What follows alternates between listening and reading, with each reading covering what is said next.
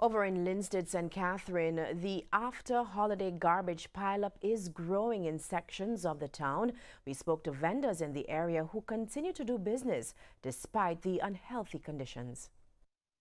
Outside the confines of the Linstead market, Fletcher's Avenue to be exact, garbage heaps provide the backdrop for where some people vend. In the garbage, I'm selling it now. I said in the garbage. I was Christmas market, I was Christmas we get on the Engiri Road, and it's a condition that we sell in now.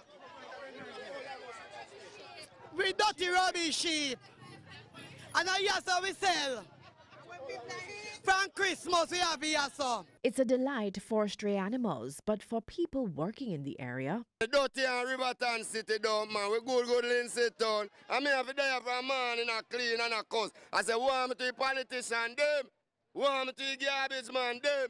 Me good town, no, man. Marcus give the best little town, this, you know. I saw them cheating. I mean, have to clean here, so we can't drink one beer.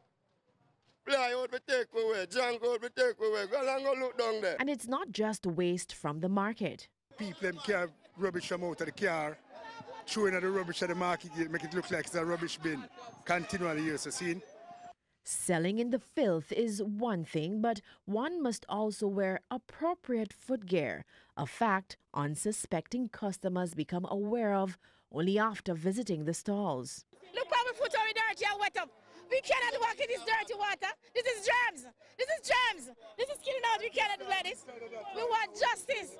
It is fair that if the area isn't cleared in the coming days, vendors will not only have space to sell, but pedestrians and motorists will also be affected. We put the issue to the chairman of the St. Catherine Municipal Corporation, Mayor Norman Scott. This is a health issue. It is a twofold. The solid waste agencies are to do their job,